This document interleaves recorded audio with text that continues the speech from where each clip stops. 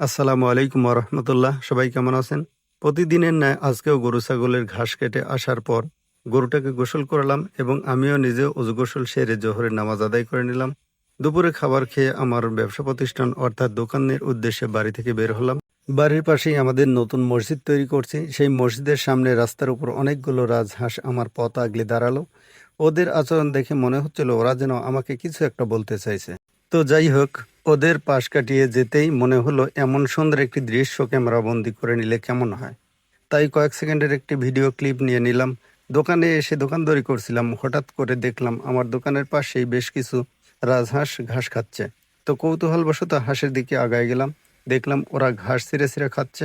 দেখে কৌতূহল আরও বাড়লো। আমার দোকানের সামনেই আমাদের আমের বাগান। বাগানের দিকে তাকাতেই দেখলাম অনেকগুলো রাজহাঁস বাগানে চড়ে বেড়াচ্ছে।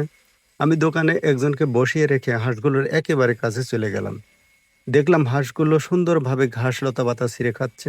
আমার ওদের খাবার সম্পর্কে জানার খুব ইচ্ছে হলো। তাই হাঁসের মালিকের সাথে দেখা করার জন্য ওদের বাসায় গেলাম। হাঁস মালিকের সাথে কথা বলে যেটা জানতে পারলাম তা হলো ওদের দানাদার খাবারের প্রয়োজন খুব একটা নাই বললেই চলে। ওরা সাধারণত ঘাস লতাপাতা ছিঁড়ে খেতেই বেশি পছন্দ করে।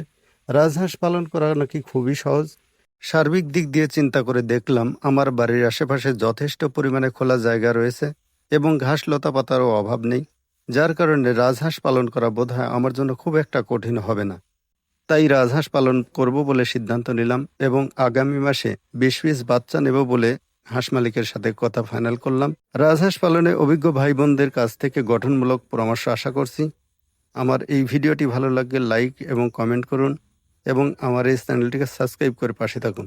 তো সবাই ভালো থাকুন, সুস্থ থাকুন। আসসালামু আলাইকুম ওয়া রাহমাতুল্লাহি ওয়া বারাকাতুহু।